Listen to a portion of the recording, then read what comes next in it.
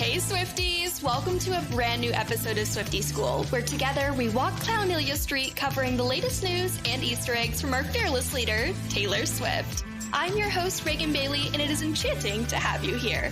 Now that we're out of the woods, let's get into today's episode. It's another great day to be alive at the same time as Taylor Swift. What just happened? Now, if you're new here, welcome to what I like to call a 911 code red, code 13, drop everything now episode. Now, how this is going to work is this is completely unedited, raw stream of consciousness because you guys, we just got TS11. I am absolutely still in shock. I feel like I just ran a marathon. I feel like I made this up in my head.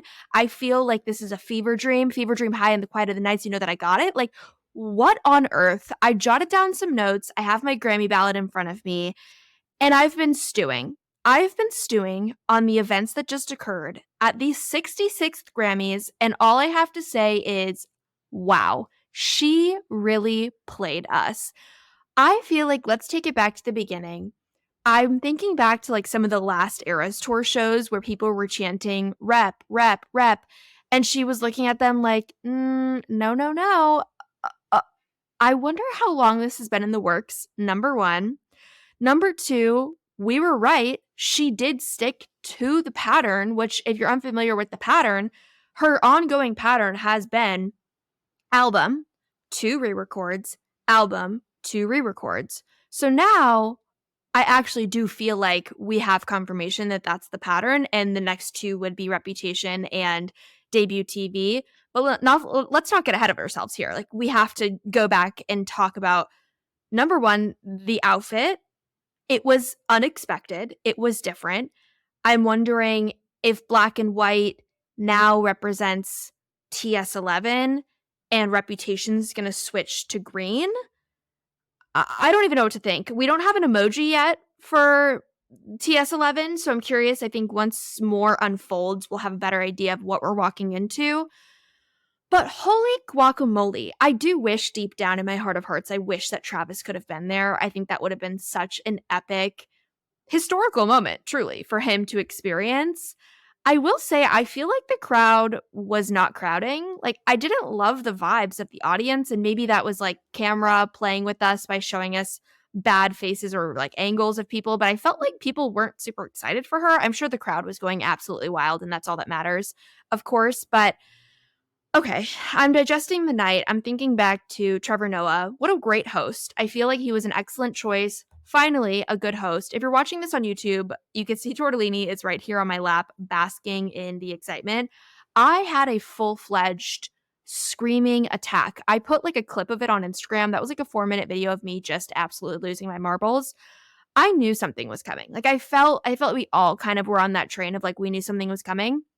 But now I'm curious, and if you guys have any sort of clues that you can think back to, pointing us to TS11, and I think the most obvious was that letter. I cannot remember off the top of my head what that letter was that she had written, and I think posted on her stories where we had like circled all of the T's. Do you guys remember that? And I think we had circled 11 T's, like capital letter T's, and then she had written the word time or clock or something in there. And so now I'm like, okay, are we resetting the clock? Because 4/19 is a Friday, obviously. I'm curious, is she on tour that day? I think she's on hiatus, right? Because we had said, yeah, she's definitely on hiatus. I remember she's not touring during the month of April. So now I'm just like, what about Tokyo? Like, so many clues were pointing towards Tokyo. So my mind is thinking, and again, like, obviously grateful for TS11 and super stoked and jazzed. And you guys know, spoiler alert, I'm not the biggest Reputation stan. Like, I obviously am so excited for it, but Reputation's lower on my list than other albums. And now this gives me like crazy excitement and hope. I mean, 75 days. 75 days is nothing. Like, spring, we talked about 2023 being the year of the girlies. We're just diving right back on in. Like, this is iconic. Now let's talk about the title. I'm thrown off. I'm thrown off with the title, and I'm thrown off with how we're framing this, how we're moving forward, how we're framing this. So I keep forgetting what the title is. I have her Instagram pulled up here, which, by the way, I've been checking. Let me refresh one more time. I've been checking. It's after midnight on the East Coast, so I don't think anything's happening at midnight. So I'm wondering if, like, the significance of the clock on her outfit or on her necklaces was just kind of pointing to, like, midnights being over, and this was signifying, like, the end of midnights. That's what I'm thinking, since she's completely changed her profile picture and bio and all of that. And I apologize. I am jumping all the way around. But one thing I noticed is in Taylor Swift's Instagram bio, she wrote, "All's fair in love and poetry. New album, The Tortured Poets Department," on April 19th. Now, if you go to Taylor Nation's Instagram, their link in bio says the intern of the Tortured Poets Department. Now, I think that's interesting because when you go to the carousel where she announced it, how she signs it, she says, "All's fair in love and poetry. Sincerely, the chairman of the Tortured Poets Department." So if she's the chairman, Taylor Nation's the intern, who are the people in this department? Like, is it going to be an entire album of collaborations? I feel like this second photo in the carousel that she's giving us is like a file folder. Like department, I'm thinking office, I'm thinking, I don't know, like, I'm just trying to patch together what possibly the aesthetic or vibe of this album could be, and a lot of people are associating poet with, like, the coquette girl vibes, kind of like the ballet core, bows in your hair, Mary Jane buckle shoes, but I feel like that's a little far-fetched looking at the album cover and sort of this sensual in-bed imagery, which I do want to call out. Beth Garabariant, I have no clue how to say her last name, but Beth, the photographer, she's partnered with Beth many a times. I think this is like almost exclusively the photographer who shoots like most of her shoots that she does. But I think this is interesting to call out. We were so excited to see the album cover of 1989 showing her face and her smile. And now we've reverted back to not showing her eyes. And I think that's really, really interesting. Totally switching gears to looking at her website. So it says Taylor Swift, but it says Tortured Poets Department in the top, like TPD. This name is totally throwing me for a loop. This is going to take me a while to get used to, TPD. Now, Matt was saying, because Matt was sitting next to me, which if you're new here, Matt's my boyfriend. Matt was sitting next to me and he said it reminded him of is it Dead Poets Society? I've never heard of that before, but Matt was like, "Oh, is she a Robin Williams fan?" You guys will have to enlighten me because I've never heard of that movie before. And Matt's like, "Oh, is she partnering with them?" I'm like, I don't think so. I think this is like her own thing. And a lot of you guys were sending me sort of like Easter eggs or hints or clues towards something that related to Joe, I guess a couple years ago or something. I'm not familiar with this theory, so I'm kind of regurgitating what I can remember. But basically people were saying like Joe has a WhatsApp group chat with friends that was titled like the Tortured Men Club or Tortured Man Club or something. And so people think this is like a possible play on that. My thought is if this has been in the works for 2 years, people are like, "Oh, it's going to be the album about Joe and sort of the end of her relationship." But I'm like, she mentioned 2 years and held up the number 2. So I'm like, I don't know. I think something important to call out is on her website, it now highlights shop now, tour dates, directed projects, and sign up. The fact that directed projects is so heavily highlighted makes me curious if there's going to be some sort of artistic project that comes along with this. I'm kind of thinking like Beyonce, how she did that visual album situation. I would love to see that from Taylor, especially with something like this. There were images that like quote unquote leaked from TMZ, which take that with a grain of salt, that you guys were sending me, where it very visibly was Taylor filming or doing something. I mean, she was in like a very costumey look. It's very hard to make out because it's terrible imagery, but she was definitely doing something and I have no idea what it is.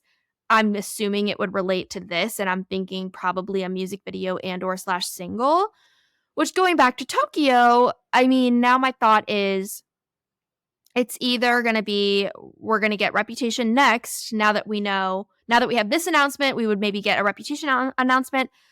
But I'm thinking, here's my thoughts. My like first gut instinct is that Tokyo, she's going to give us some sort of tease to this album. Do I think that she's going to add on an entire new era?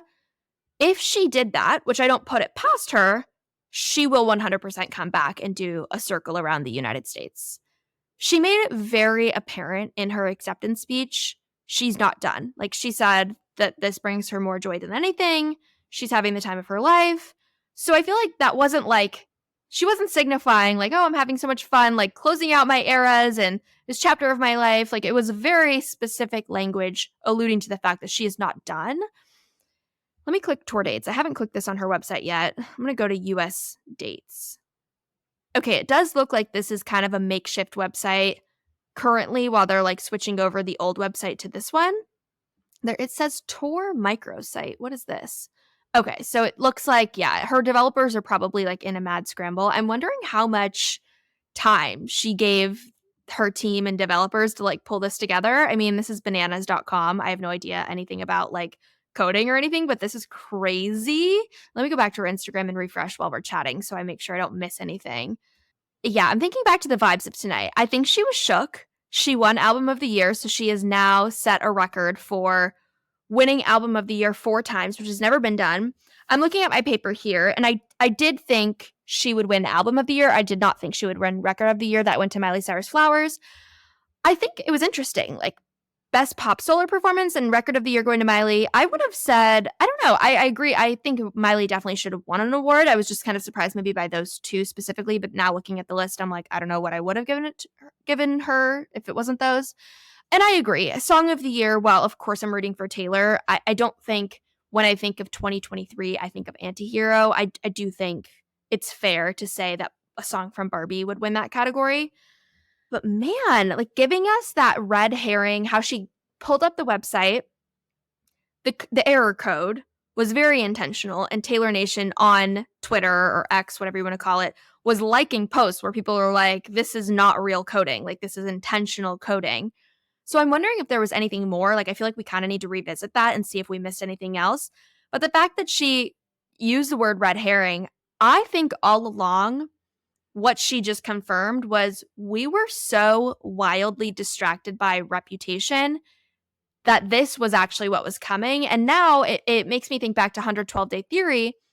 I'm curious if you guys will find any additional ties to the 112 Day Theory with this new album. But what I'm thinking is perhaps this is now resetting that like clock or timeline. Maybe we've made like our full circle. The clock has struck midnight and now we're resetting. And now maybe we need to look at the timeline between today and obviously 75 days. Like, maybe we need to be looking in 75-day increments, or maybe we need to be doubling that, or maybe we need to look back to like the beginning of the Eras Tour. I'm curious to see numerical wise what that means. But thinking about this album, what I haven't touched on at all is, what is this genre? I'm my gut instinct, and I think a lot of you guys will agree, is that this is feeling like it might be like a folklore sister. And I say that because poetry, I think of folklore and all of the storytelling she does. So I'm like, storytelling, poetry goes very hand in hand. But what's really throwing me for a loop is like, how is she going to integrate poetry into an album? Is it going to be songs with sort of, instead of the voice notes we've seen from her in the past, like the 1989 sort of voice notes deluxe version, like, are we going to see poems in between? I'm thinking like on tour, how she has like the 7 poem. Is it going to be something like that? But like going back to the Eras Tour, my gut says she will not integrate it. I don't think she will. My thought, if she were to integrate it, is that why she has like so many shows in London? Like, she's going there in June and August. I don't know. I don't think she'll integrate it into the Eras Tour. I think this will be a separate tour afterward. And I don't know why I have this feeling like it's going to be more intimate. It's not going to be a traditional tour. Maybe this is where TaylorCon comes into play. If you guys didn't see, earlier this weekend, she did apply for not a patent, but like copyright. I always forget the words. Basically, she wrote like the word TaylorCon. She submitted for that to be copyrighted. I think that's the right word. I always mess it up. But I'm wondering if maybe this, what if it's like a poetry slam situation? I don't know. But my profile photo is black and white. I can tell you that. I can tell you we are going to be clowning up, down, side to side. I'm wondering if we'll get like another Midnight's Mayhem moment. I mean, that was so incredibly fun to have like all of that clownery and clues happen. And I'm wondering if maybe this is why April, she doesn't have any shows lined up? Is she going to do like a big sort of countdown moment to 419? I did try to put together the math of like 4 plus 1 plus 9 plus 2 plus 3. Doesn't give us anything significant, at least at this moment in time. But my gut and what I'll leave you with is I think that it will not be on the Eras Tour for now. We will get a music video or single before 419. We will get some sort of series of clues, poems. I'm going to say poems. We're going to get poems, and maybe the album will come along with some sort of, it said manuscript, which I'm not really sure I understand what manuscript means. I'm thinking we're going to get like a booklet, some sort of book, visual situation of this. I could see like a Long Pond studio session, but like poetry, I don't know. Like, what is this going to look like? I will say there will 100% has to be features on this. I don't know. Let me know what you guys think, where your head is at. This was absolutely so unexpected. And like, I guess cream is now our color. Like, I'm thinking cream, light grays. Tell me what you think the vibes are going to be. Do you think that she's going to integrate this in the Eras Tour? If she does, I can tell you with 100% certainty she'll be circling back to the United States. Like, there's no way she's doing Miami, Indianapolis, and New Orleans. She will do more if she's integrating this. There's absolutely no way. But until then, buckle up. Prepare to be sick of me. Prepare to be sick of me. Oh my God. I'm so grateful for everybody who is new and joining. Thank you and welcome. Welcome to the broadcast channel. Welcome to my Instagram. Welcome to my social media. Welcome to the podcast. A little brief overview. My name's Reagan. This by no means is like a fan page or a fan account. I share my life online, and I am truly deeply inspired by the vulnerability of Taylor Swift and the effect that this woman has had on the world. And she has brought so much joy and meaning to my life. And I said last year, like, she really made it feel like we had something to live for. And I love the sisterhood, brotherhood, whatever you want to call it, that she has created for all of us to feel connected as strangers in all places of the world. And that's what I look at this podcast as like an extension of sort of the excitement that she brings to my life and your life. And I hope that I can cultivate that through future episodes and, of course, leading up to this new album and TS11 journey. Holy moly, I can't even believe I just uttered those words. The Tortured Poets Department, April 19th, 75 days. I absolutely cannot wait. Thank you for being here. As always, it is another great day to be live at the same time as Taylor Swift, and we are just getting started. Oh my gosh. I will see you guys on the next one. Bye. I can't believe it. Thanks for tuning in to today's episode. I know all too well how busy life can be, and I am so grateful that you chose to stay. Now just know this is me trying, and I would greatly appreciate if you took a minute to leave a review or maybe share this episode with a fellow Swiftie. Make sure you join my broadcast channel on Instagram for more Swiftivities, and long story short, this love is real, and I'm beyond grateful for your support. See you next time.